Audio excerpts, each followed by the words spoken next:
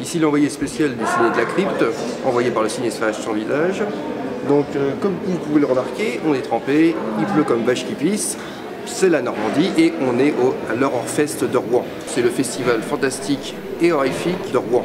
Un petit festival avec des films, des attractions. On va voir tout ça. Hop. Le Horrorfest de Rouen, c'est comme un petit labyrinthe où chaque sentier réserve son lot de surprises. Commençons notre périple. J'étais d'ailleurs tenté de me mettre en tenue pour l'occasion grâce à un large choix d'armures, cuirasses et autres robes de mage pour du roleplay en plein air. J'ai un ami qui me dirait: est-ce que tu aimes les films de gladiateurs? Après ces costumes très couleur locale dans l'Heroic Fantasy, j'ai admiré l'artisanat local avec le recyclage d'engrenages, au rayon steampunk. Et je me suis intéressé à la rencontre magique du bois et du feu. Petit arrêt au stand de pyrogravure où les orfèvres de la flamme nous ont parlé de leur art. On fait tout à la main, donc moi je découpe les planches. Oui. L'artiste, elle du coup fait de la pyrogravure, donc c'est que de la pyrogravure. Tous les dessins qu'on voit c'est pyrogravé. D'accord. Des fois on rajoute des touches de couleur comme sur celui-ci pour faire ressortir un peu les dessins. Un peu détaillé de partout, même sur les mobiles. Ça peut être du contreplaqué, des boîtes palettes, des choses comme ça, des caisses de vin. Il y a quelques tableaux là qui ont été faits avec des caisses de vin qu'on a démontées. Nous sommes tombés ensuite sur un genre de père Fouras qui voulait nous enfermer dans une de ces pièces à énigmes pour nous faire cogiter. On a apporté à Rouen un concept nouveau qui est arrivé en France fin 2013, c'est le Live Escape Game. En fait, le principe est très simple, on prend une équipe de 3 à 6 personnes et on l'enferme dans une pièce. Les gens après sont livrés à eux-mêmes, c'est à eux de se débrouiller pour découvrir en fait comment sortir. On leur raconte une petite histoire pour leur expliquer un peu ce qu'ils font là. Et derrière, on les abandonne, presque, et c'est à eux de se débrouiller par eux-mêmes. Bon, au bout de 60 minutes, on vient les sortir de toute manière. On n'a jamais oublié personne, enfin presque.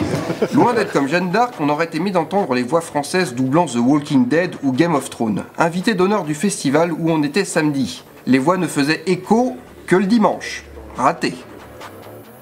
On a donc continué en papotant avec une conteuse d'histoire qui nous a parlé d'un récit épique avec des zombies et des gens qui les aiment pas trop, le tout joliment illustré.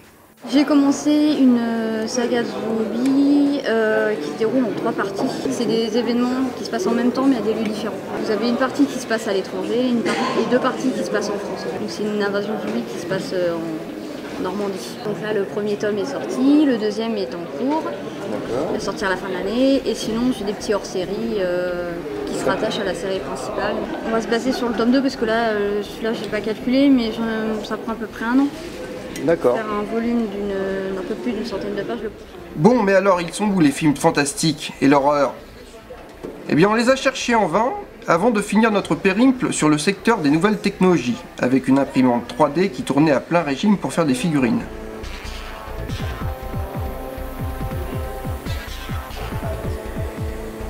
On a eu aussi le droit à une présentation du casque Oculus via une association qui faisait la promotion de la culture numérique. N'hésite pas à tourner la tête.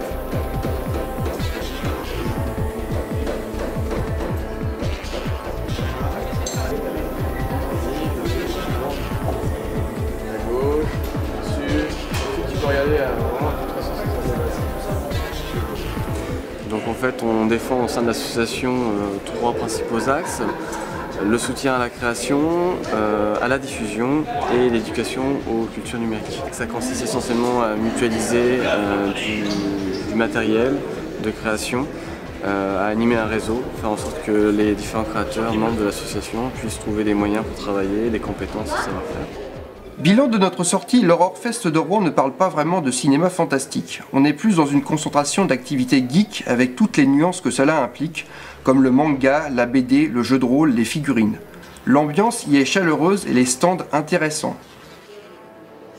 Pour les cinéphiles purs et durs, je ne saurais trop vous recommander les programmes du cinéma de l'Omnia République.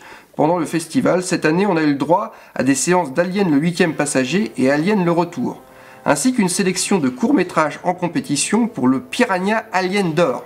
Ça s'invente pas. J'ai choisi de rester un peu pour m'évader dans un monde virtuel où on passe d'une verte pâture avec des petits oiseaux à une planche en équilibre au sommet d'une tour en construction. Du zen à l'épouvante, quoi.